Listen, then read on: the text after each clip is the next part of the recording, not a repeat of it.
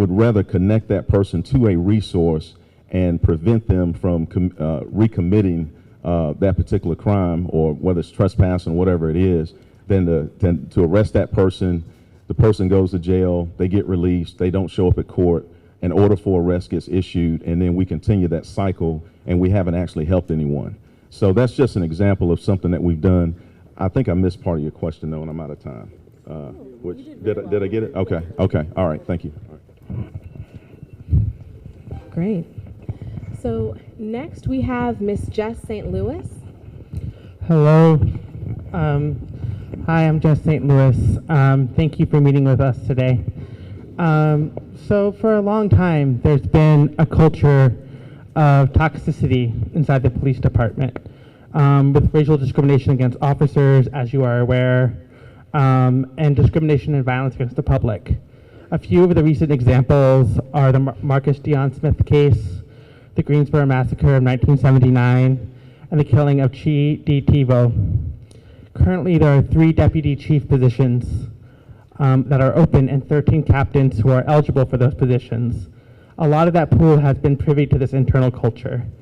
What are you planning to do to ensure that people in these 3 deputy chief positions are going to be committed to racial justice, equity, transparency, and accountability to the public that they serve?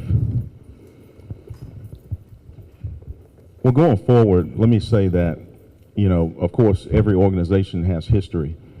I think that we have been able to form some great relationships in the community, but sometimes there's tension.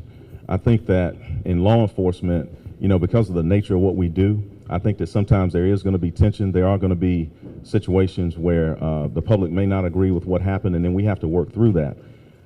What I want to ensure is that the people that do fill those positions, and of course any position, especially in a supervisory position, that they do have a interest in actually solving problems and building relationships with the community. When you talk about the history, what I'm trying to do is this. I want to look back at what we've done. I want to look at it and analyze it, see what happened in the past, make sure that the mistakes that have been made in the past, that we don't do those same things again. A lot of these are around communication. I think that sometimes when the police do certain things, we need to do a better job of communicating to the public exactly what's going on. We need to talk about these incidents in detail as much as we can, and just to be totally in the interest of transparency, sometimes I am bound by criminal laws and also civil laws as to what I can discuss. That could be around a criminal investigation or personnel information. But let me just say that going forward, I want to make sure that each interaction, that we treat people with dignity and respect, no matter who you are, no matter what your homeless, your housing status is, no matter race, gender, sex, anything. So hopefully that answers your question. And this is a conversation that could take up the whole meeting, quite honestly. But and hopefully we'll have some future meetings, and maybe we can drill down a little deeper into some of these individual concerns. Thank you so much. Yes. Next, we have a question from Kay Brown. All right. I see you guys can see the slides are up there, so you already know what I'm going to talk about. So there is unconscionable racial disparity in the way of how we make arrests dealing with marijuana. So over 80% of arrests in Greensboro are of black people, which we make up about 41% of the population here. The ACLU research shows that usage of marijuana is the same between black, white, most other races. Let me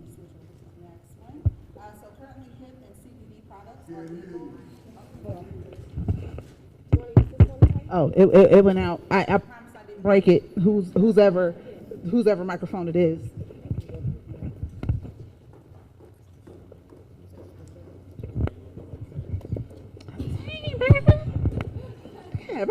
Okay. So currently hemp and CBD products are legal in North Carolina, and our State Bureau of Investigation produced a memo noting that it is nearly impossible for law enforcement to tell the difference between marijuana and hemp without having it analyzed by a lab. But in order for the officer to seize the item and have it analyzed, the officer must have probable cause. So since hemp is legal and it's impossible to tell the difference between hemp and marijuana without a test, they really have no probable cause to seize it. Our DA also isn't prosecuting if it's under 1.5 ounces right now. So it matters that over 80% of the arrests are of Black residents, because even if you're not convicted, you are bombarded with costly fines. You can lose your job if you miss work, or the arrest on your record could make it harder for you to find a job in the future, which we have some people in this room who are impacted by that. So the other part that goes into this is disparity in searches, and this is all going to tie together into one question. So, excuse me. So again, we all know that there are some disparities around how we do searches and stops in Greensboro. Durham had a similar problem, and they adopted a written consent policy, which requires officers to get signed permission before searching them and informs them of their rights to refuse consent without any negative ramifications. You can see on there how sharply the declines have been in the disparity. So there is still some disparity, but it has dropped dramatically with that policy. So my question for you, Chief James, is what are you going to do to ensure the written consent policy in Greensboro, if Greensboro adopts it, will be implemented till its fullest? And are you willing to deprioritize arrest of marijuana and relieve officers of the burden of having to guess who is smoking what, and by instructing officers to not charge for marijuana possession? Okay. 3 questions. Okay. All right. Repeat the first one again for me. What was it? Yeah, just Keep this one out here. Okay. Repeat the first one. So the first one is about what are we going to do about the disparities and stops. Okay. The other part is about the deprioritizing marijuana. We know that you can't legalize, so that's not the thing that we're asking. But what we can do is deprioritize the stops, because you can't really tell the difference anyway. And for most people, it's a pretty low priority. They want their police to be out doing some heavier lifting. I'll put it like that. And then the last is about the written consent. Okay. So let's talk about written consent for a second, because a few years ago we actually changed our policy internally. Now it didn't go to, of course, to a written consent policy, but we had some concerns. A lot of that was around the study that you're referring to. So what we did, first of all, I hope I have enough time here, Byron. Okay, good. All right. So the Constitution allows a law enforcement officer to ask for consent for a consent search. And what the law allows is that, you could ask for a consent search. The person could say no. Person could say yes. You don't find anything. There's no documentation. What we required a few years ago, it was back in, I think we enacted it in 2016. We required an officer to ask for consent. Of course, we have the body cameras, so we could go back and review it. In addition to that, we also required officers, and still require officers, to produce a report. So if they ask for consent, even if I ask someone for consent and they say no, I still have to document the fact that I asked for consent. Before that, there was no way to track it. When you talk about written consent policy, that's something that we can talk about, something that we could consider. What I'll say is this, last year, I think the latest numbers I have, in 2019, we took over 1,100 guns off the street. I don't have all the numbers in front of me right now, but I know some of those were from consent searches, and they found guns that were either possessed illegally or concealed or whatever the case is. What I have to weigh is that if we enact that policy, does that affect our numbers as far as being able to remove illegal weapons from the street, and is there a consequence to crime? And I have to consider that, and I'm certainly willing to have that conversation. When you talk about marijuana deprioritization, I'll say that one problem that we have now, and I know the marijuana and hemp, they look exactly alike, and I know that's an issue. That's actually a national conversation. We still have people that use marijuana and drive vehicles. That's another conversation for us that's been very difficult. I'll tell you that last year we had one of our motor vehicle fatalities involved a young lady that was sitting at a bus stop waiting to go to work, and a car ran off the road and hit her, and the person was impaired using marijuana. So we have to think about that as well. As far as the disparity, we have a bias-based policing policy. if we have officers that are unfairly targeting anyone for any reason other than a violation of law, then we need to know about that. We have a system in place where we can review it. Again, we do have the body cameras. I'm proud of the fact that we've been fully implemented with body cameras since I think 2012 with all of our officers. So we have the ability to go back and review those individual situations where someone has been, at least accused of, bias-based policing. And so, we need to know about things like that.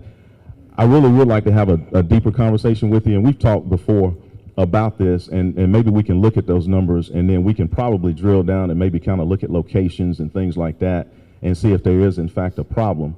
I just want to make sure that you understand that each time we move a policy, shape a policy, that there could be an adverse reaction to our ability to fight crime.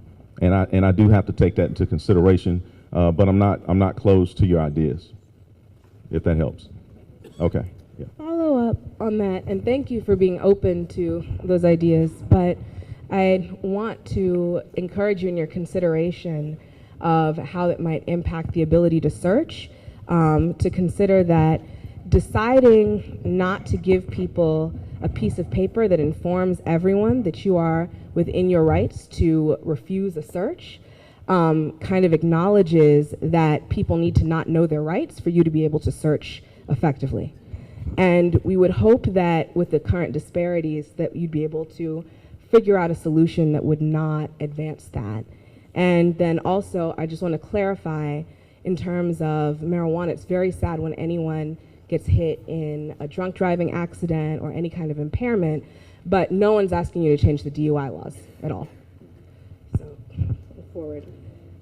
Next, we have a question from Marcus. Hi. And I'm actually going to give you a report.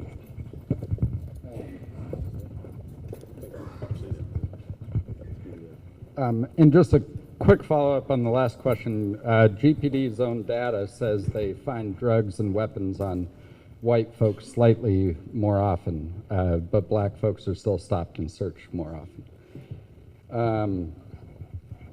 So a 2019 study, which I just gave you, produced by UNCG and Guilford College, analyzed experiences of people who are homeless in Greensboro in regard to their interactions with police.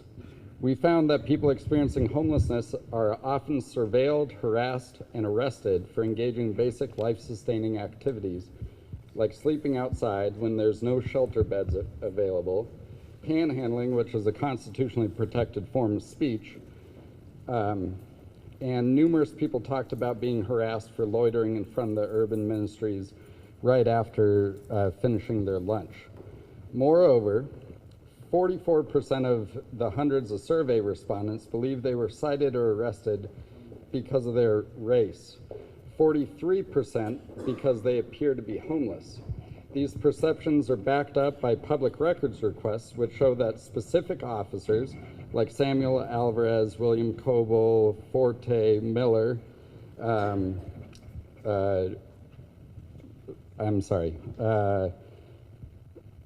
have a history of specifically targeting people who are homeless and black, when in some instances the only arrests they made for certain offenses were people who are homeless and black. The Homeless Union has asked for a standard operating procedure that would protect homeless people's rights and provided a model policy which the Duluth Police Department has had on the books for years, which is considered a model policy, a national model. The policy specifically tells police, unless people are engaging in illegal activity, that police shouldn't run homeless people's IDs or interrogate them for sitting around, sleeping, or asking for donations. Several of us met with your captains to discuss the policy, and he showed us a different policy which was drafted internally at GPD. It appears that they took the Duluth policy, which has worked and been a national model, copied some of the language, and then stripped out the most meaningful parts. And then inserted the stuff about collecting a lot of information about homeless people each time they interact with them, which could lead to surveillance. And then something about getting property owners to sign letters so that trespassing charges are more easily handed out. We are asking that you commit to adopting standard operating procedures that do not require homeless people to present IDs for being homeless, and that make clear to officers that being poor and or black in this community is not a reason for police to harass and interrogate people. Would you commit to that? Let me say this, as far as the policy, I'm familiar with Duluth, I'm familiar with the proposed policy. So if I have any officer that is harassing or arresting people because they're homeless, black, what else did you say? Homeless, black, what else? Those are the two biggest ones. Okay, homeless and yeah. black. You know, and that's not acceptable for us. And what I would ask is that those individuals would make those complaints to us so that we can review the footage and take appropriate action if necessary. Some of the officers, I don't want to get into the individual officers, but let me just say this, that there are some officers, like for instance, the officers, if they're assigned to the downtown area, they disproportionately come into contact with the homeless population. So they are going to be the officers that are most likely to make a charge on a homeless person if it's necessary, as opposed to someone that works, you know, Bryan Boulevard near Old Oak Ridge Road. I mean, they're, you know, it's going to be those people. Again, I want to go back to the fact that, you know, we do have a bias-based policy around enforcement, around treatment, around things like that. So if someone is unfairly targeting anyone, I certainly want to know about it so we can address it. I mean, we want to correct the behavior, and then of course, if that officer's, you know, if we can't correct that behavior, then we make other decisions. So, so I want to make that clear.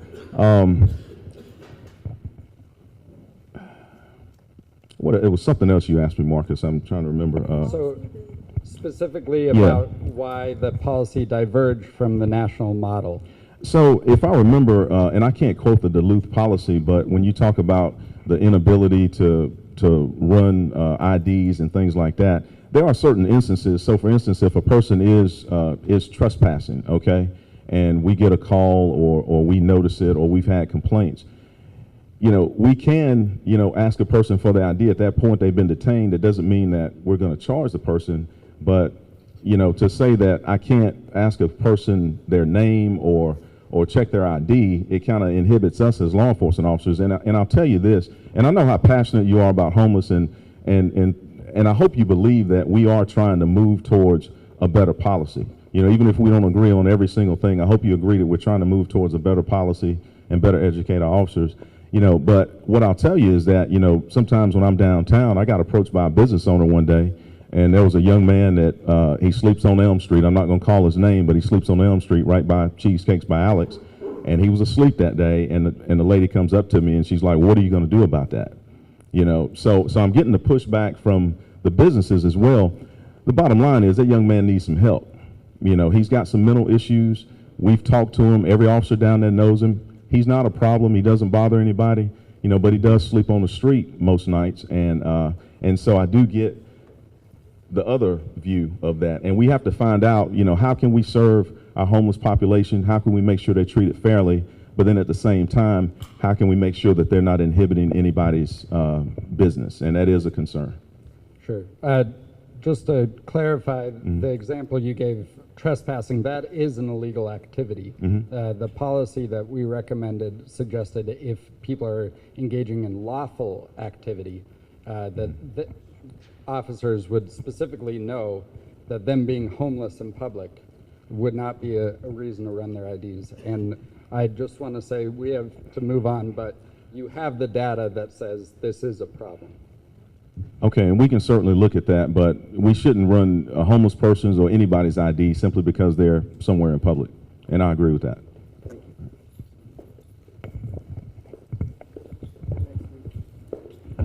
Next, we have Holly Blake. Yes, thank you.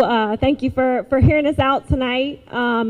First, I'd like to let folks in the room know if you're triggered by the topic of domestic and sexual violence, that's what I'm going to be addressing, so you can do what you need to do to take care of yourself. I grew up with an abusive father, and when I was in high school, an anonymous person who actually turned out to be my dad's sister, my aunt, filed a report with DSS, and I got called into my guidance counselor's office at my school and told about the investigation, and I was terrified to go home. Like many victims of sexual and domestic violence, I thought the investigation would actually make things worse for me. When I shared my fears, Officer Sweat, the police officer who was there with my guidance counselor, so that's right, I still remember this officer's name, told me that I'd be fine, and that parents sometimes hit their children because they love them. Some of you may know one of the tricky things about abusers is that they are very, very good at making you feel like the abuse is your fault and that you deserved it somehow. And even today, that's like the little harmful voice in the back of my head that maybe it wasn't as bad as I thought, or maybe I did deserve it, that I got to fight against. And I can't express to you how damaging it was to hear that repeated by an officer, an adult authority figure whose job it was supposedly to keep me safe. And needless to say, Officer Sweat did not escort me home or in any way attempt to make sure I was safe. I actually left that meeting with the officer feeling less safe and more traumatized. And I'm not alone. The statistics on the percent of victims who don't report domestic violence is somewhere around 40%. And sexual violence is over 2/3 of sexual violence victims. Those numbers are staggering. There's a whole hashtag, right? Hashtag why I didn't report. And the main reason victims don't report is that they're afraid that police will make things worse, like me, that the police won't believe them, or the victims are afraid that they themselves will be arrested. And unfortunately, victims have a good reason to feel that way. We know from FBI statistics that very few sexual assault cases result in arrest, much less a conviction. And in fact, in Greensboro has one of the highest number of backlog rape test kits in the state. Locally, we're coming off a scandal where a member of the Greensboro Police Department, former Officer James Henson, who commanded the unit responsible for investigating domestic and sexual violence, is accused of trying to intimidate the victim and sweep under the rug the sexual assault of a child at a group home that he owned. Some of these statistics may help us understand why so few victims call the police, or that when they do call the police, and this comes from a survey by the National Domestic Violence Hotline, more victims felt less safe than felt safer after calling. Can I get to my question? Okay. All right. So my question for you is, given that, Chief James, how do we make sure that the police department is addressing biases against victims and making sure victims are treated with dignity and respect, that officers are making sure we're safe and that we can get connected to appropriate services, that the officers are investigating reports thoroughly and effectively, and that you're keeping, reviewing, and sharing data with the public on this particular issue? I'm sorry for your experience, and I'm not sure how long ago it was.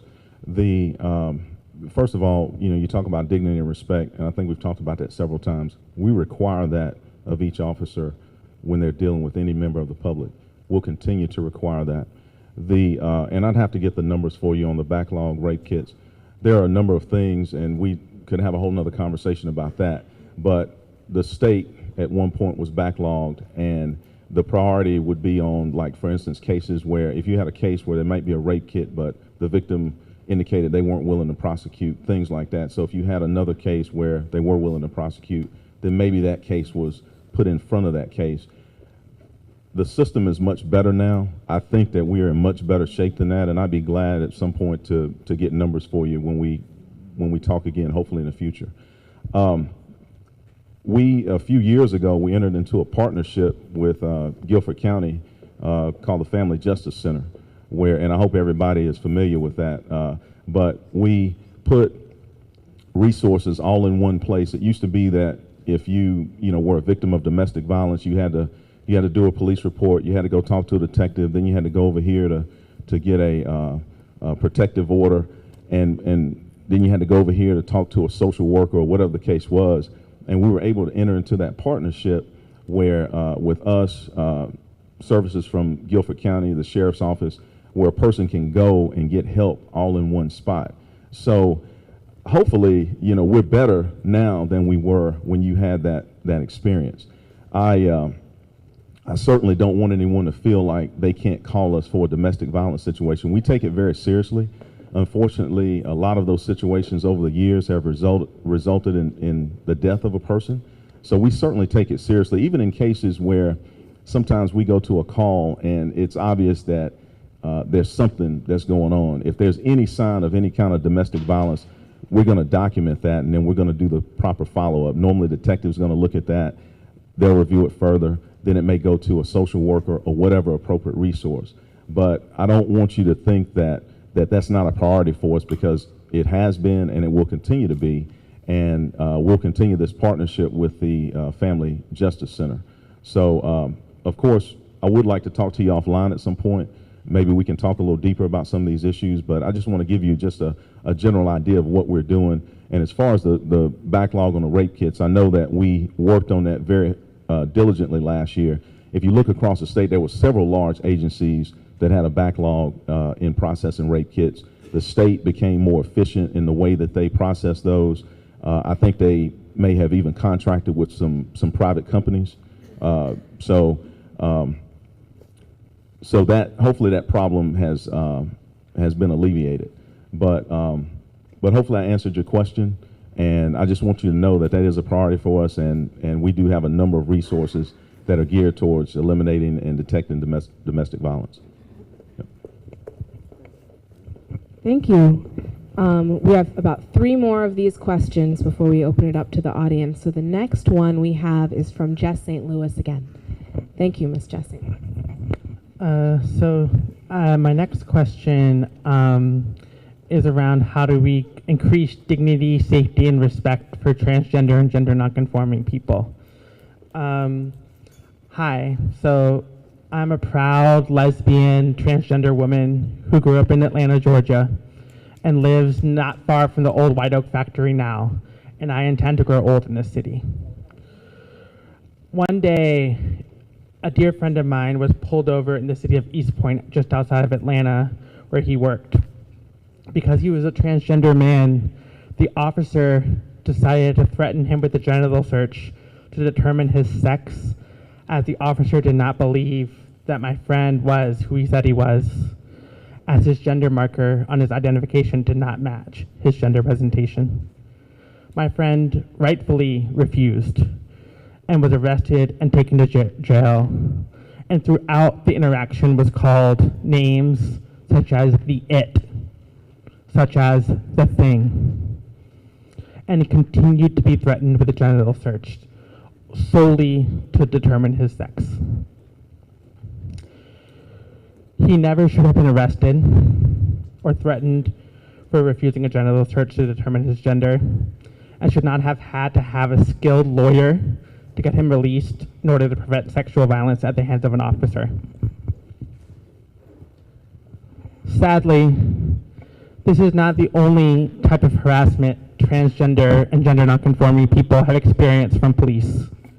Transgender women of color around the country often report being profiled as sex workers, merely just for walking in their neighborhoods, creating the phrase, walking while trans. And that profiling, due to an approach of quality of life policing, has massive impacts. In Atlanta, there was this 2016 study that found that 80% of the trans women of color they talked to had been stopped by the police, 46% of whom said they were profiled because they would be perceived to be sex workers. Due to that kind of policing in the city, 1 in 12, or 8% of the trans women interviewed shared that they had experienced sexual violence or forced to have sex by an officer.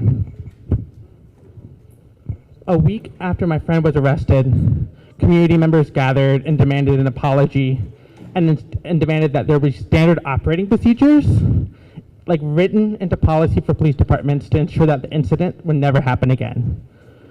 And we did that with the support of a mayor and the support of a police chief. And so I'm curious, how will you work to keep all of Greensboro residents like myself safe from incidents like these that stem from either predatory quality of life policing or an individual officer's bigotry and uncertainty of how to deal with transgender nonconforming people? And will you work with community members to ensure that our city has strong standard operating procedures to ensure that all transgender nonconforming people, no matter an individual officer's belief, are treated with respect and dignity, and have that written concretely into policy? We, you know, again, we don't tolerate that type of behavior. I know you were talking about it in a different community, but again, you know, we have a policy around bias-based policing. That's for any general reason. One thing that for us, there are a lot of different populations that we talk to, you know, from the transgender population to the immigrant population. And what we've done is we've set standards around behavior towards the public as far as treating everyone, again, with dignity and respect, making sure that, that we are not taking any kind of enforcement action based on something that obviously someone can't control, whether it be the color of their skin or sexual orientation or whatever it is. When we talk about actually forming a policy specifically to deal with transgender, that's something we'd have to talk about. I'm not sure what it looks like in the fact of, you know, how does that change, you know, treating everybody with dignity and respect. I'd have to know exactly what you're talking about and maybe look at that policy. I've never seen it. So I have the policy that I can share with you, but just to be specific, what that policy included was that the operating procedures made it clear that all trans, intersex, and gender nonconforming people were be treated in a matter according to their gender identity, not the sex or gender marker on their identification. That they used the trans and gender nonconforming person's chosen name and pronouns, not what's on their gender identification, in order to treat them with dignity and respect. To not use slurs or derogatory words based on their gender identity, and to really search people based on their own identity, not on the sex assigned to them at birth. And those are concrete policies that can really keep people safer in moments of interaction with the police. And they're it is bigger than, I am concerned that just a bias-based policing policy that may be hard to prove an individual officer's intent to discriminate versus the actual actions that take place onto trans and gender nonconforming people's bodies. And we need something to ensure that we're taking proactive steps to make sure that the dignity and respect of all people, including trans and gender nonconforming people, are respected. Well, I mean, and I certainly understand what you're saying, but again, I'm you know, we do have a policy where we treat everyone with dignity and respect. I would like to see what that policy looks like. I know you've explained it and given me a lot of details about it. What we face is this, you know, there are people that are in many different communities, and we try to make sure that in any interaction that we're always treating people with dignity and respect, that we're being fair, we're not enforcing the law in a way that penalizes a person for something that they obviously can't control. When we talk about that, and I'm not saying it's out of the realm of possibility, but you know, to try to come up with a customized plan for everyone that fits in any specific category. I mean, there are a lot of people that identify, you know, as an immigrant, as black, as a male, as an elderly person, any number of things that could distinguish them from the rest of the population. So what you're talking about is very important. Let me just say that, you know, if one of our officers did what happened to the person in East Point, Georgia, we'd fire that officer. You know, the thing is, you know, we do have the, and again, I go back to, we do have the body-worn cameras, which enables us to go back and look at that behavior and to review it. So if anything, God forbid, if something like that happened in Greensboro, I certainly want to know about it so that we can go back and review that case and take the appropriate action. If that person, if that officer did that, then they're no longer a police officer. They're looking for a different job because this is not for them. So I want you to understand that I certainly hear what you're saying. I would like to see what that looks like. I'd like to see what, you know, what any type of training that you would have in mind would look like. because it is something that we may not be as familiar with, because we haven't had these conversations. So I hope that by tonight coming here and having this conversation with you, maybe it sparks another conversation, and then at some point we can find a way to actually get your message in the police department and know that it's a concern, and then maybe we can make sure that that's not happening. So hopefully we'll have a chance to talk. Thank you All so right, much. thank you. Thank you. For those who are standing up, if you would like to have a seat, we do have some available at the very end of the bleachers. Thank you. Next, we're going to hear from Mr. Andrew Young.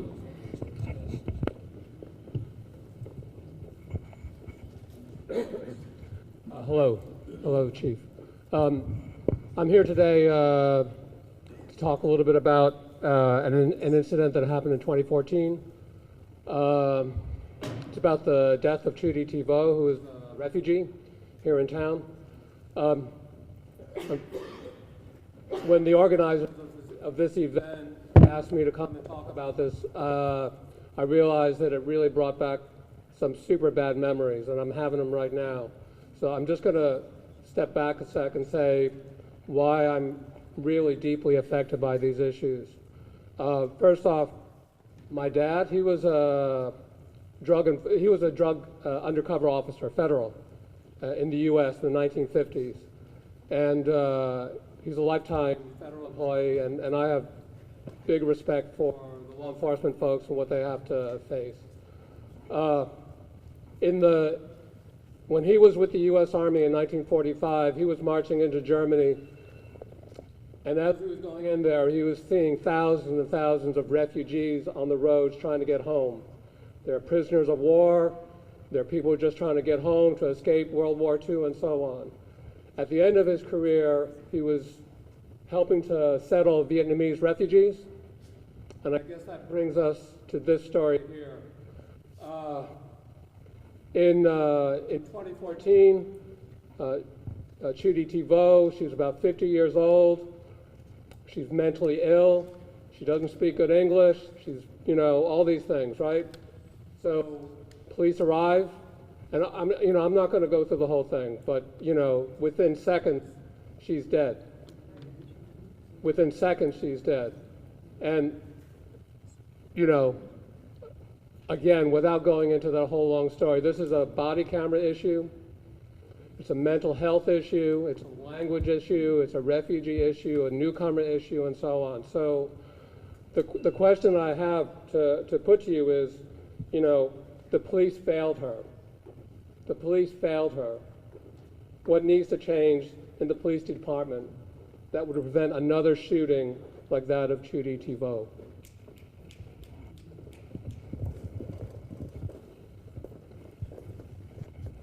I appreciate your point.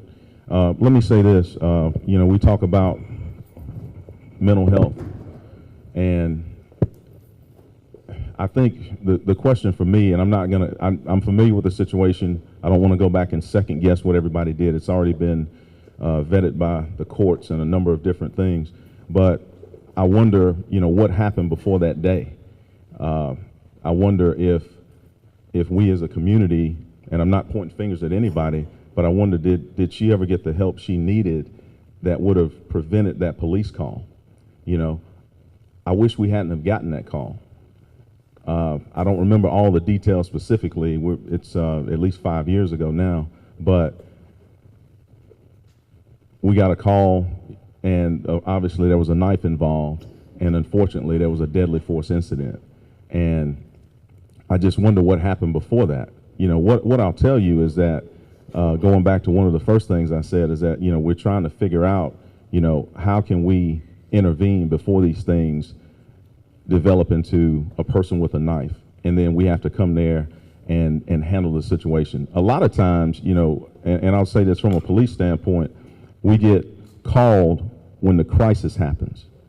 We get called when everything else has blown up and possibly failed, and then we get there, and then we have to make those split-second decisions to try to figure out how to handle it.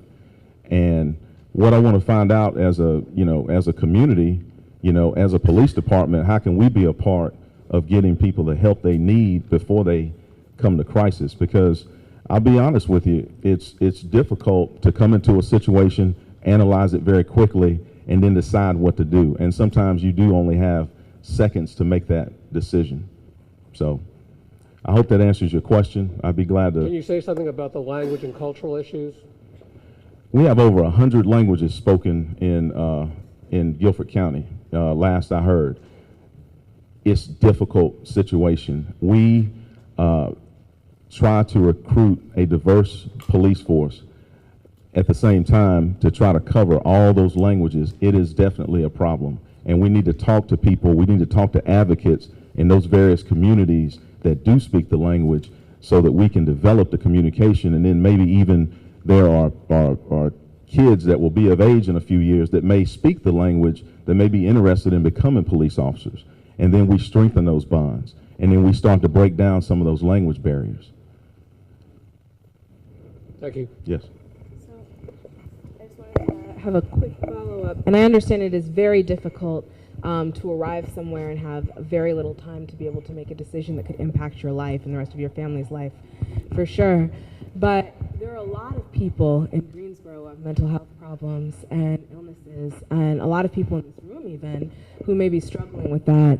And the public doesn't have a responsibility to be mentally well, but the police department does have a responsibility not to kill people for having a mental illness.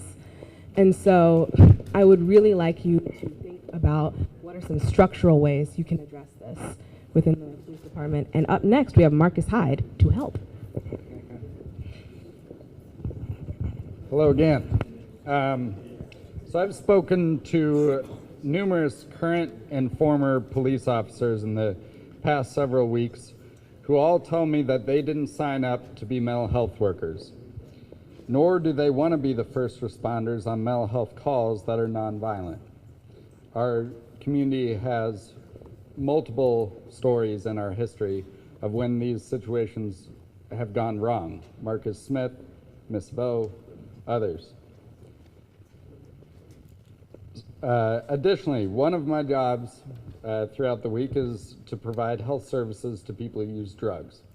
The organization I work for offers clean needles and overdose prevention supplies and referrals to treatment options to people who use drugs intravenously.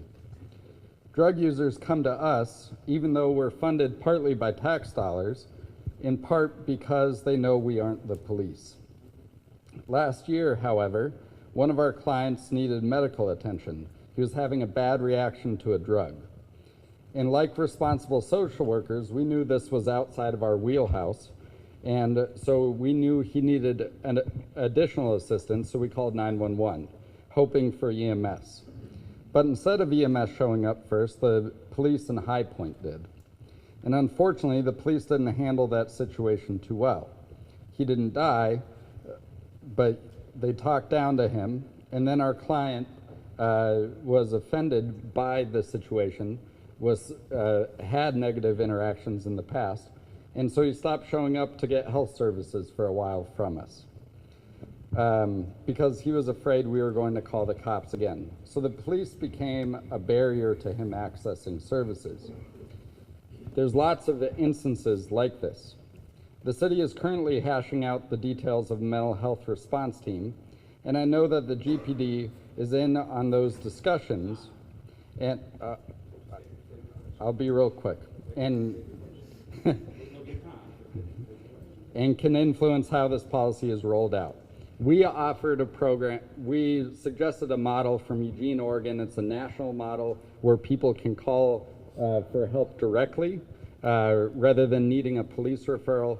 The plan that's being put in place right now requires a city employee referral, and if a cop shows up and then has to wait 45 minutes to an hour for a mental health response to come, we doubt that it's going to be utilized. So we're asking for your influence in these discussions to create a plan that makes sense to folks in this field. Thank you. Yeah, so Thank you, Byron. So we are working. I mean, you're aware we are working Yes. towards a behavioral health response, and we are talking to a company that will provide that for us. This is, there are different extremes of mental health calls. Sometimes the person is actually exhibiting violent behavior, and just to give you another example, like for instance, if we had a violent crime occurred, and if somebody got shot or something like that, we would typically go to that scene and we would make sure the scene was safe before we allow EMS or the fire department to come in. In these particular cases, it may be appropriate for a behavioral health response team to respond, but at the same time, if the person is exhibiting any kind of a violent behavior or things like that, that may be something that they're not equipped to deal with. I believe that, we do need to try to connect people to services as quickly as possible, and then there also needs to be some kind of a follow-up. A lot of things that I've referenced tonight is to try to connect people to those services so that we don't get the repeat calls. Maybe we figure out how to actually solve that problem. I think Byron's short on the clock, man. But we are in those conversations. I believe it will work. We're trying to hash out some of the details. I think that what you're talking about, to develop a response to where they can call somebody directly that's not the police, I think that's an idea that we can explore. I think that for us to move towards having a behavioral health response team respond with us, I think that's a step in the right direction. And I think that sometimes, I know what you may want, and then I know what we can do right now. Maybe we evolve into that at some point. But I think that if we are able to make this work with the behavioral health response team, then we're going to be in better shape than we were, say, last year this time. So, and I'd appreciate your input as we move forward and try to get this thing off the ground. Thank you. Thanks. So thank you so much for your questions and answers to this part of the evening. And we're now going to move into the community question and answer section of the evening. And before we get started, we want to recognize the role of governance in moving us towards justice. Can any elected officials or people who are running for office who are here, please stand or raise your hand? Elected officials or candidates, appointed officials, stand, raise your hand, because it takes a team. It's not just Chief James, right? And thank you so much for coming, prioritizing, hearing your community's concerns and evenings this evening, and learning about the approaches Chief James will take to address them. And this evening, we ask that you participate in a listening role so we can lift up the voices of your constituents. So thank you so much for coming. And now we'll have Jean select members from the audience. You raise your hand when you have a question. Oh, wait, hold up. Hi, hello. I'm not going to take long. I just want to do some housekeeping about the questions because we want to dedicate this next part for community members. When you hear my umbrella pop, that means you have a minute left. I understand you want to, and then I'll wave my ribbon or say state your question. I understand you want to contextualize, but if you take your entire time, which we're allowing 2 minutes per question and then 2 minutes for a response. So if you state, you contextualize the entire 2 minutes, I will call time and you will need to state your question. I'm not being rude. I want to make sure we have an opportunity for everyone to have an opportunity to speak, okay? All right. So someone over here?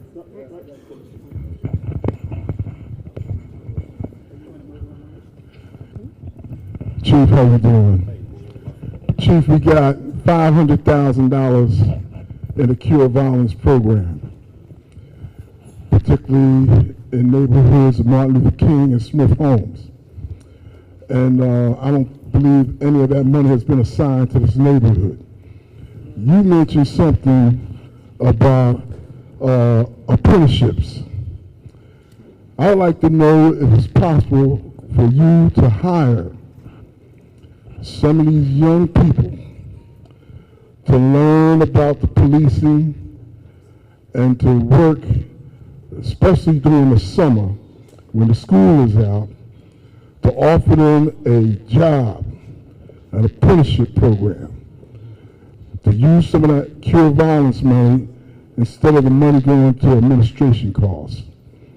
And also, I would also like to let you know that the courthouse dockets have close to 1,000 dockets of people written up for tickets every day. And the majority of those tickets come from the Greensboro City Police Department of anything trivial, not just marijuana, but they can be charged for paraphernalia. And the racial profiling, we want to know how you address those issues. And by the way, my name is Ron Tuck, and I'm running for School Board District 1 to make a change to invest into young people, responsibility, and a skilled trade. First of all, so Cure Violence, that is not being run by the police department. You know that, it's run by City Council. Okay, so we have no say in how that money is allocated.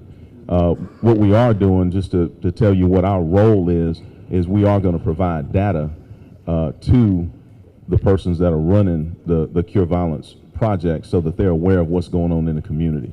So we are agreeing to provide data on a regular basis. So when you talk about apprenticeships, you talking about within the police department or? Yes. Okay.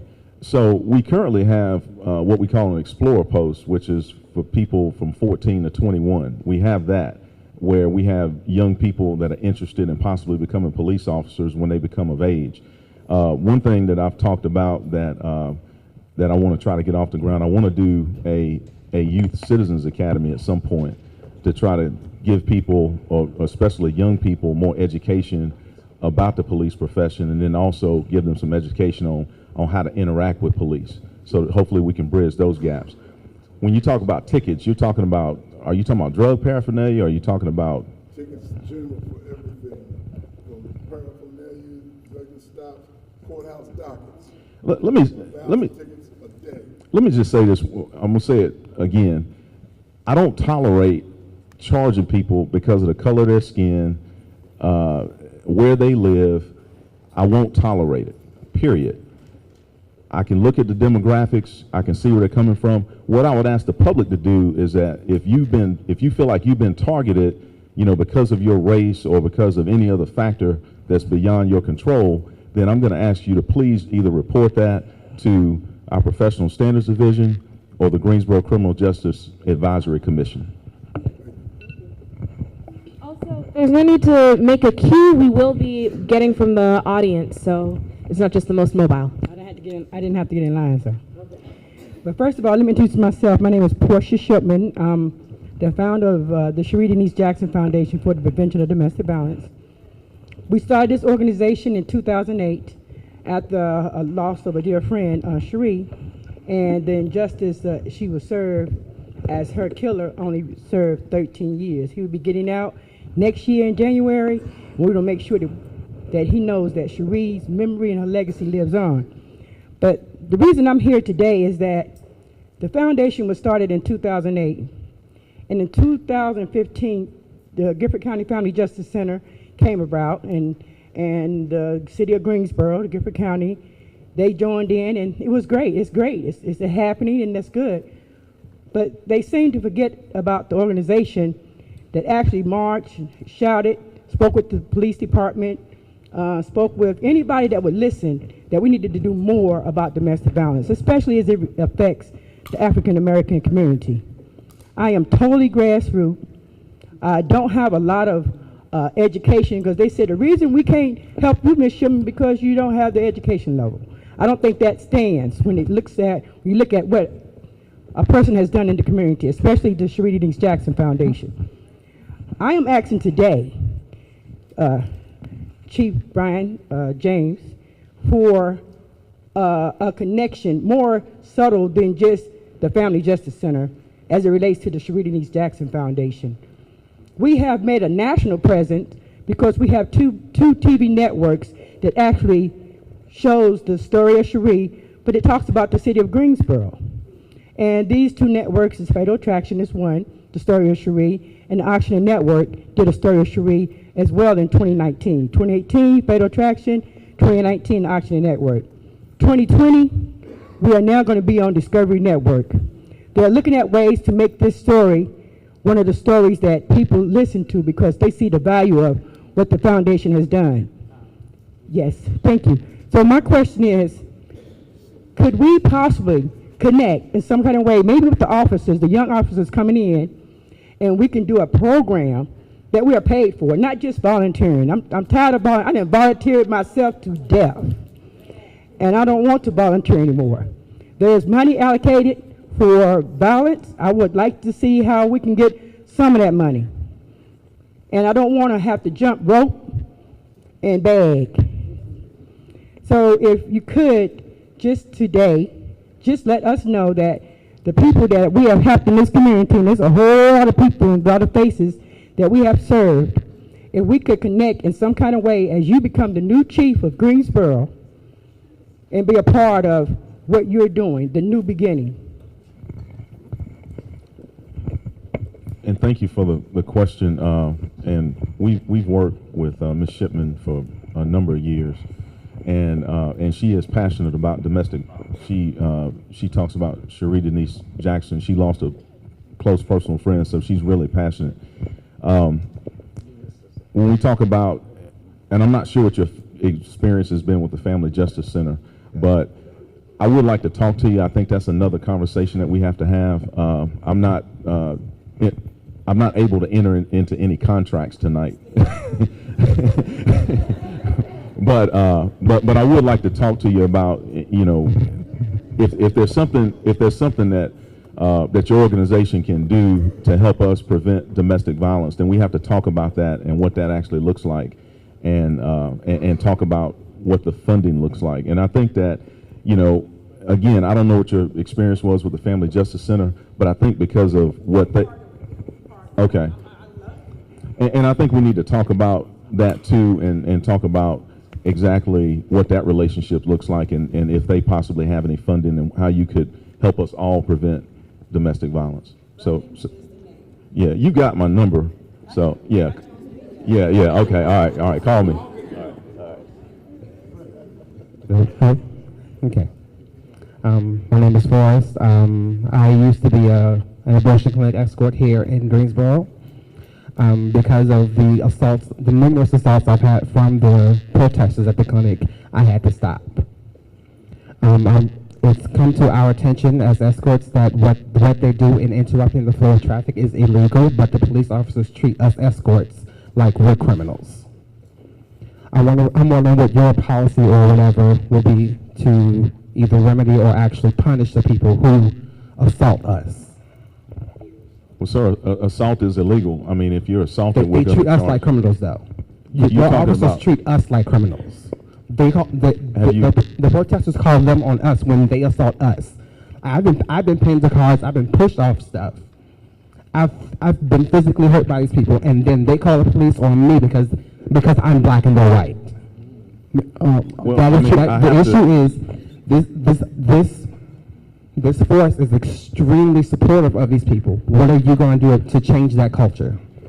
Chief James, yes, sir. I also had an opportunity to volunteer, and so I experienced what he's talking about. I experienced it firsthand, and I think what we're asking is, what can we do to make sure that the volunteers are not seen as criminals, and that we can do what we came to do to make sure that we're keeping the patients safe, and how can we ensure that we get some help from you to make sure that we're able to do that job? The protesters have definitely been very irate and very violent in a sense, and like he said, the police looks at the volunteers as the problem. I mean, and I'm going to ask you, did you let anybody know about that before tonight, that this happened at this particular clinic? Okay, and you filed a complaint? I filed a complaint about the detective that was supposed to be looking over the area in general. Okay. I've done all that, and nothing has changed. Okay, so. And it's been over a year been doing this. Over a year. Okay, do you mind telling me which clinic it is? There's only one in Greensboro. Okay, on Randleman Road? Yes. Okay, because, I mean, I've received calls about that clinic. There were actually, I want to say within the last few months, and we actually responded out there. There were people that were anti-abortion, well, what am I saying, pro-life activists, and then also there were people that were providing escorts, and we were there. Now, I don't know if that was in the last few months. I don't know when your incident happened, but what I'm saying is that if you have a complaint like that, we have to know through our professional standards division, or you can contact the Criminal Justice Advisory Commission. You can contact them and file the complaint if you don't feel comfortable. I mean, I'd have to know about your specific complaint, and I mean, it's a bigger. Yeah, I'd have to have another conversation with you because I'm not familiar with that particular complaint. It's not a specific issue though. It's happened on multiple occasions, and he said he's done all the procedures that you just stated. So the bases have been covered. Are you saying he needs to be more accountable, or your officer? What I'm saying is that I don't know about his particular situation, and I'd have to look into it. It's not a particular situation. It's a culture. It's a shift that needs to happen with the Greensboro Police Department. And if you want to find out for yourself, any of you, you can see it in action any Saturday, any day the clinic is open. This occurs. So it's not that you need more proof. You need to take action, and you need to follow up with your officers who are employed to do this work. Period. What I'm telling you is that this is the first time I'm hearing this tonight. Okay, but I'm telling you, it is the first time I've heard it tonight. It's the first time I've heard it, and give me a chance to look into it, and then we can have a further conversation. Ma'am, what I'm telling you is that this is the first time I've heard about it tonight, and I'll look into it. Follow up with those that have explained after to have more conversation. There's an officer here that's writing and taking notes, sir, that you can use. If you want that, okay. So will you take their information? Okay. Good evening. I'm Sally Hayes Williams. I'm a Greensboro native. Chief, congratulations to you. I feel happy that one of our own native sons has risen to the rank of Chief of Police. I have two concerns. As a native of Greensboro, I've noticed the rise in violent crimes in Greensboro. And I know it's not the police's fault, but what do the police see as a reason for the increase in violent crimes? And secondly, having served on the Police Community Review Board, which is no longer in existence, I wonder why can we not have citizens to follow up on complaints that people do put into the police department, to call those officers in that have violated citizens' rights? Why was that board disbanded? Well, first of all, it's two different questions. So, as far as the violent crime, I think there are more guns out here than there ever has been, and we find them all the time. And in particular, a lot of young people have access to guns. You know, just the other day, it didn't result in a homicide, and these weren't necessarily young people, but in the Steak and Shake, two people had a disagreement, and somebody, you know, there was a gun involved, and fortunately, nobody was shot. So we're looking at some technology to try to actually trace these guns and find out who's carrying them, where they're being used, and things like that. The Police Community Review Board actually does still exist. It's within the Greensboro Criminal Justice Advisory Commission, which is also known as the GCJAC. It actually still does exist, and they still do review complaints by citizens. So that board does still exist.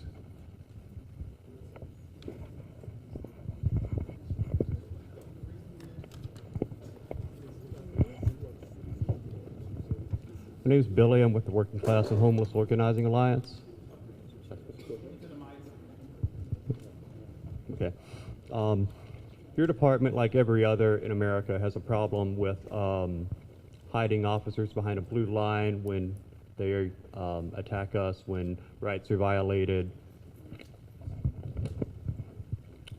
In the time you've been with the force in recent years, we've seen an assault on the Scales brothers, an assault on Dwan Yorse in his mom's yard, the attack on Jose Charles. Can you speak into the mic? Oh. Thank you.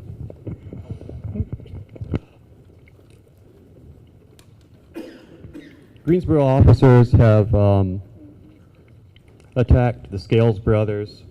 They've attacked Dwan Yorse in his yard. They've attacked Jose Charles They've attacked Zerad Jones and other black men downtown.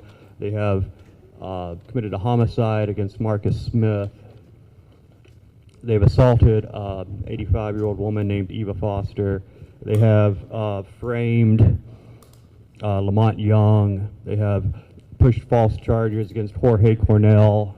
Are you prepared to denounce any of these actions that have taken place within your department? And if not, why would we trust you to provide us with accountable police officers going forward? So I could look back over any number of incidents that have happened in the past. My charge has been that as of February 1st, I'll be sworn in. Well, I'll be sworn in on January 31st, but as February 1st, I take over as chief of police and to move us forward. So hopefully, we never have any repeat incidents that were, considered to be unjust or whatever your opinion is of those incidents. My charge is to go forward.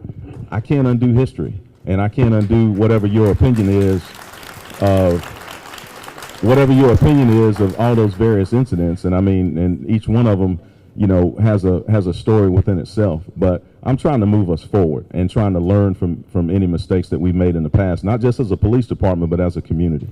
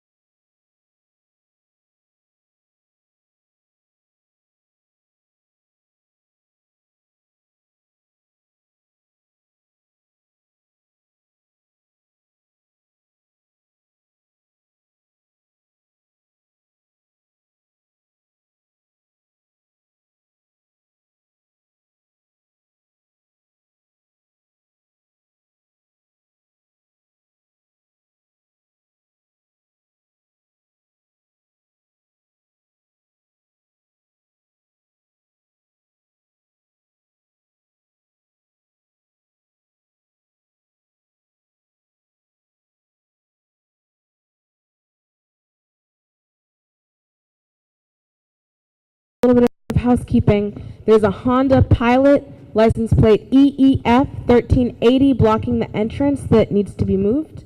Honda Pilot EEF 1380. Okay, so you asked a couple of different questions. The first one, what I hope is that, and I'm not sure if you're connected to any of our community watch groups. That is one thing that we try to promote in our neighborhoods. That's a way for us to keep in contact. As far as the officers, I'm not sure, if you've waved at them or summoned them or whatever the case is. We have to talk about that and talk about what that contact looks like. One thing that I've done and throughout my career is when I have an opportunity to just stop and have a conversation with somebody, I do that. Even from my early days on patrol, if I wasn't on a call, I'd park my neighborhood on a side street and just walk a little bit and talk to people. I think that, we have to instill that. Let me say that as we recruit from a younger generation, they don't have as many conversations. And that's not an excuse, that's just a reality. They don't talk to each other as much. I know the value in having a conversation and you just knowing that, hey, I patrol your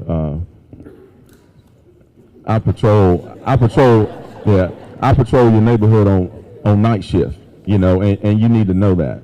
So I want to change that. I want to try to, going forward, I want to try to change that so that we are getting out of the cars and talking to people. And I'll tell you, the city is busy, and a number of calls go out in the course of a year. Most often, when you see people are always worried about, they see a marked patrol car, they're worried about getting a ticket, because they're speeding.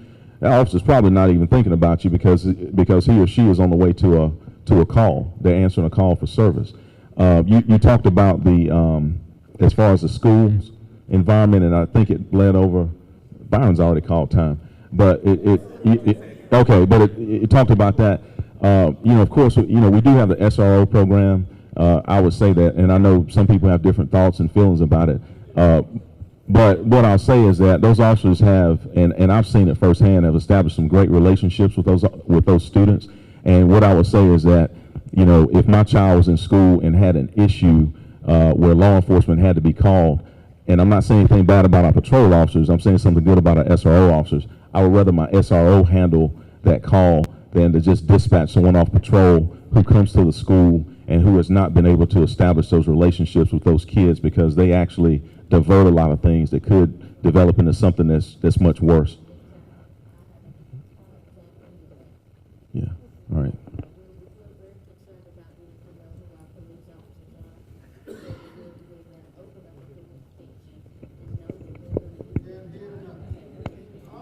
If we can find out, I'd like to maybe get your name and find out where you live before we leave. Yes. Chief James, my name is Lewis Pitts. I want to first congratulate you on being in the position of chief and express my gratitude to the organizers for this event. I noticed that early in your remarks tonight you said that you wanted to work on doing a better job at communicating. And I've read in the last week that you've said that seems to be a central talking point. It feels like that it's not a communication issue, it's a recognition of whether or not there are problems. Because when we hear that you want to communicate better, that worries me that is better spin. Because we've heard the elephant in the room mentioned repeatedly, which is their serious problems of racial discrimination, of violence, of assault, of rudeness, including a quick example, as you know, the Marcus Smith case, where the officers violated all the police policies, violated manufacturers' write-ups on this hog-tying device, hog-tied a man, it killed him, the medical examiner ruled it a homicide. And yet you told us that we have an anti-bias policy and that we have a policy that requires treating people with dignity. Well, all these things that people have talked about are against the current law. So the issue is how can you become more aware of the actual realities that these people continuously want to talk to you about? it actually feels like that you're in an ivory tower, like we accuse professors of being, not in touch.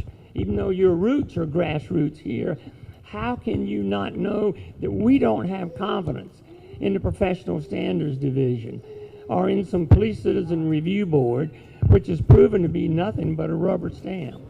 And nobody's been fired around the hog tying event. So my simple question is, help convince us that you really want to get down and believe what so many in this room are saying to you. Let me say this. The fact that I'm here, I think, says a lot. For you to say that,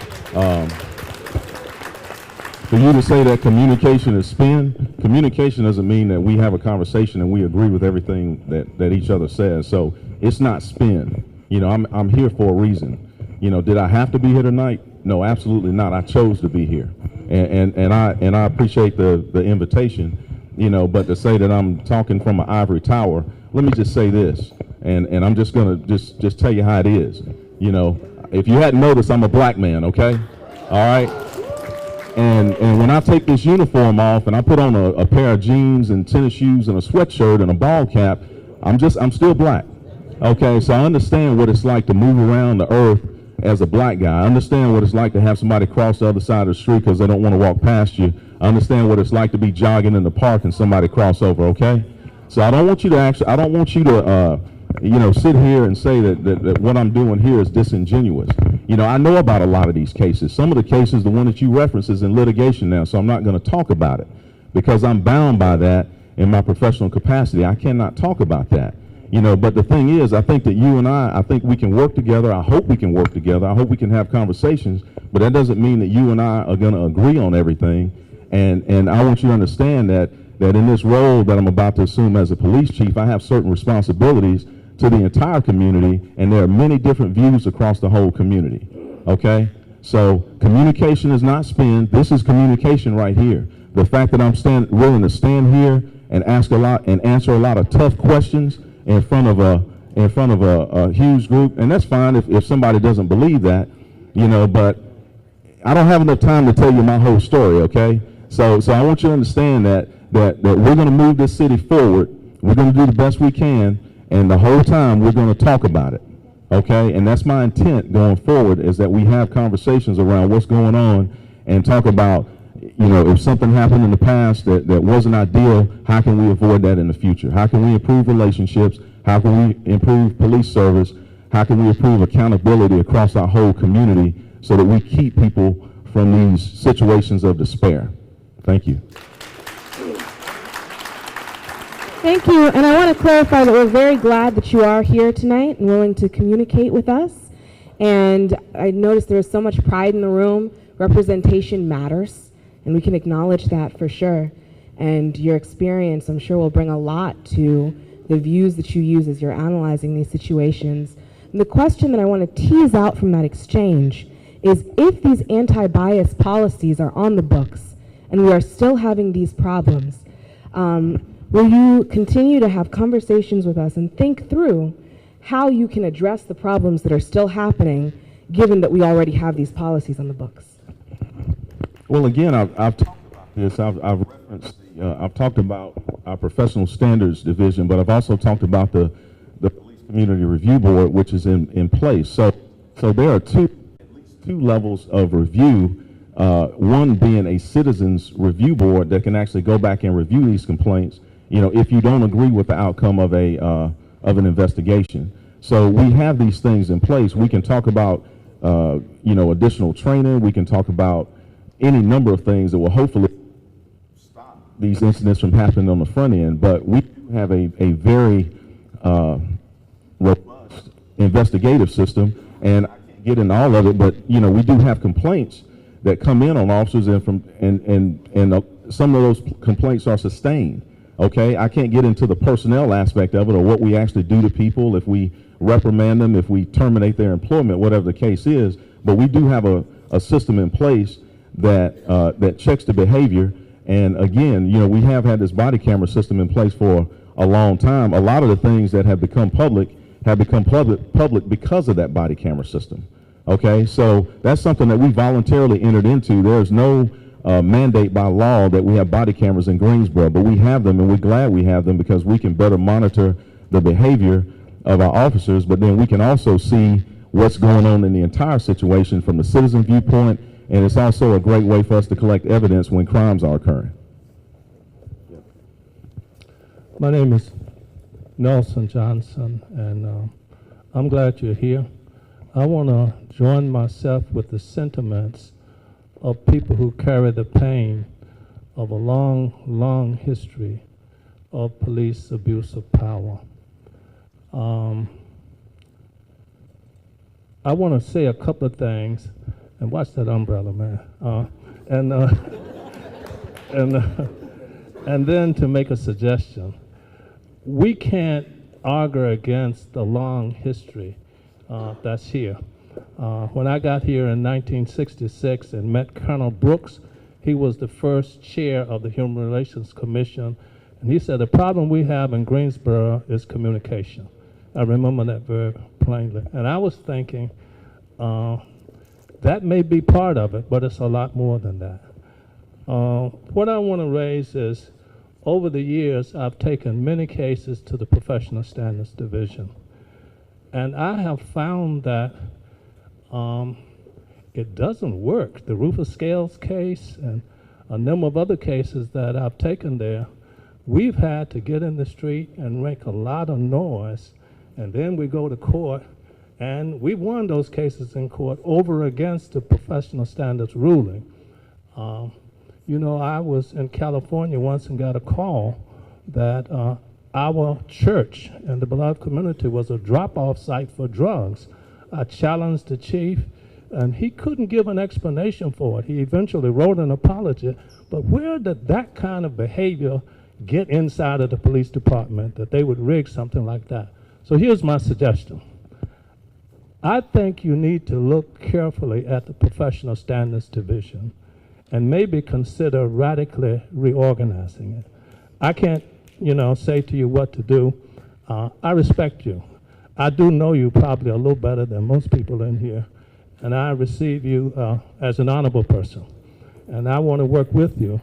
But I think this problem is long and deep, and we've got to work together. The whole community has to work together to try to solve it, and I want to be in partnership with you, and I want to help everybody else be in partnership with you, but we've got to face some difficult things, I think.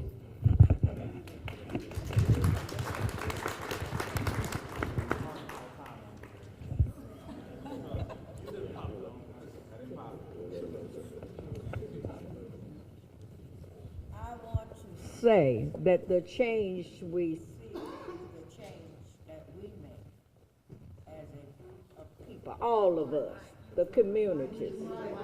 So we should not expect one man, sorry, from the old school. I was out there walking in the 60s, so I know what it's about. Am I okay now? The changes we have to be a part of. Don't forget that. I was afraid when I was out there walking as a young person. But there's always risks too, but you have to stand for something. And this is what our children see. So no matter whom you are part of a community that should help to make it better and not expect someone leading the police department to make the big change for you. It will not work that way. So thank you. Be blessed.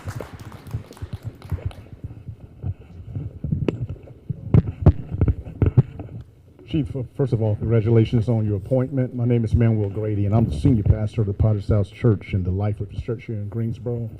And I want to say, first of all, it's unfortunate that you have to pay for the sins of the fathers before you even have a name tag on your door. But on July 6th, a young lady was shot by a Greensboro police officer. That case is pending and it's open, so I know there's not a lot you may be able to say about that. But as we sit here tonight, we've been talking about the remedy of body cams as a portion need and, of course, a tool that we're using, and it's wonderful that we're using that. My concern is that in all of this time, in this litigation, the body cam footage has not been made available to the attorney, nor to the family. And this young woman was in critical condition, and thankfully, and thanks to God, she's now on my choir and in church and doing quite well. But we have been in quite a battle just to see the release of the footage. And if we're going to have body cams, and I believe we need the accountability of being able to assess the body cams. So I don't know if that's an IA thing or if it's anything you could speak to, but in lieu of the fact that we're talking about using that for accountability, what will be the outcome of the footage or the need to assess that when that is in fact the purpose of why we're using that medium? So if a person is in a body camera video, they can see that video. They simply have to call professional standards, and they will set up a time for them to come and view that video. So the request has been denied? It's not been denied. The judge has asked for this to be shared. We still have not been able to get access to the body cam for the family. Okay, we do this quite frequently, but if someone calls and they're actually in the video, they have a right to look at the video. So if in order, when you start talking about the release of body cam footage, the petition has to be made to a Superior Court judge, either by us or by another entity to actually have it released. But just to simply view the video, if you're in the video, you can call us and we'll arrange a time for you to come and review the body camera footage. And my question is why that has not happened since that prerequisite has been met. I know you may not be able to answer that tonight, but I want to bring it to your attention that that has been followed and done. And in 6 months, the family and the person in the video has not seen this thing. So I'd have to find out why that's happened. If they've requested it, then we should have already set up for them to watch that body camera footage.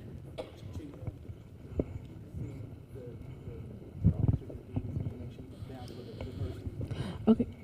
Before we move on to the next question, I just want to say again, we're blocked in. We're glad so many people are here, but we do have a blue Toyota blocking the driveway. It is DAC 7785. DAC 7785, blue Toyota. If that sounds familiar, please move it out of the way.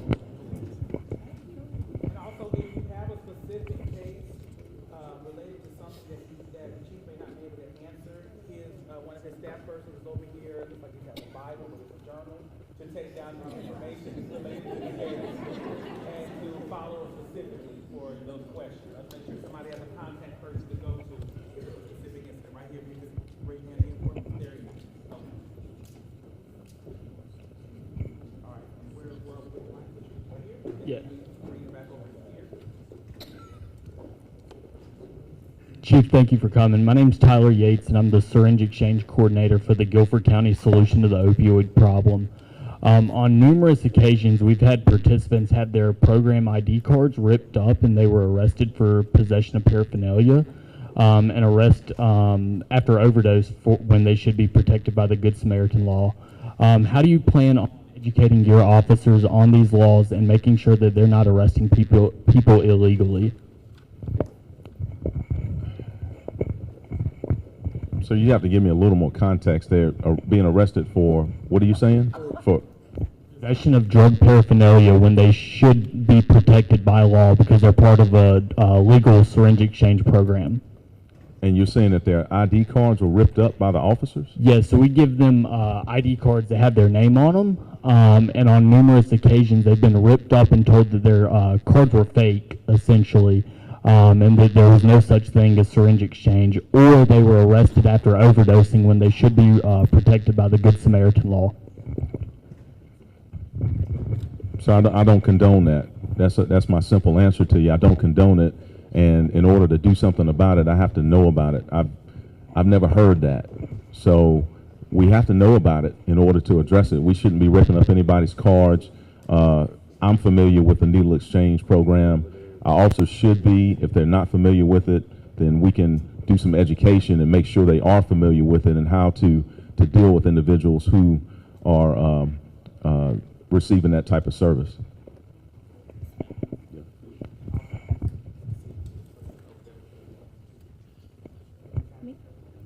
Hey. Hi. All right. Sorry, I'm not trying to interrupt anybody. I